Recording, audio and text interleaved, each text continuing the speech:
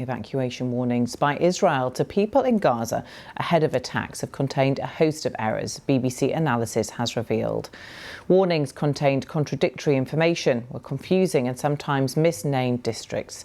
Experts say such mistakes could violate Israel's obligations under international law. The Israel Defense Forces rejected any assertion the warnings were confusing or contradictory. Stephanie Hegarty reports. The Nusayrat camp has been under attack. In December, Salah Ahmed didn't know he was subject to an evacuation warning. We didn't have internet connection and the communication services failed. When he did get online, he found this. 2 months into war with Hamas, Israel presented this map, a grid system dividing Gaza into hundreds of numbered blocks. It was under international pressure to be more precise in warning people away from the most dangerous battlefields.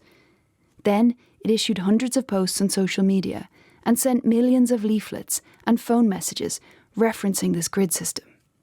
We analysed all the warnings published on the IDF's Arabic social media channels since the 1st of December, as well as the limited number of leaflets we could find, photographed and shared online.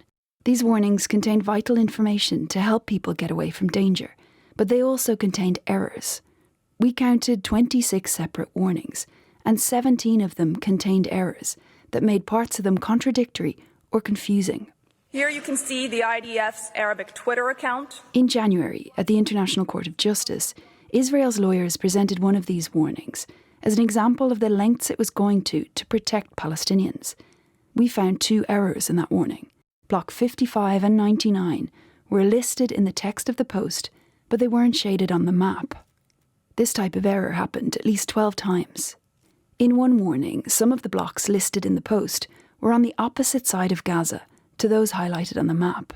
In another, the map on the post doesn't match the grid system. This is block 2220 in the map on the post.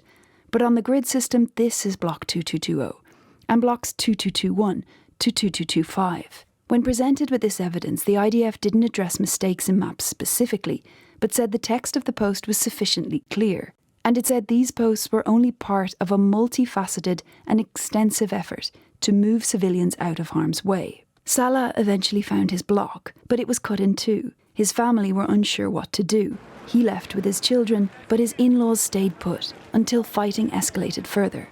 If warnings are systematically unclear, or it is not possible for civilians to make sense of them, for instance, because they lack internet access, or these warnings contain errors that lead civilians to places where they're less safe, then the warnings do not fulfill the proper function that they ought to have under international humanitarian law.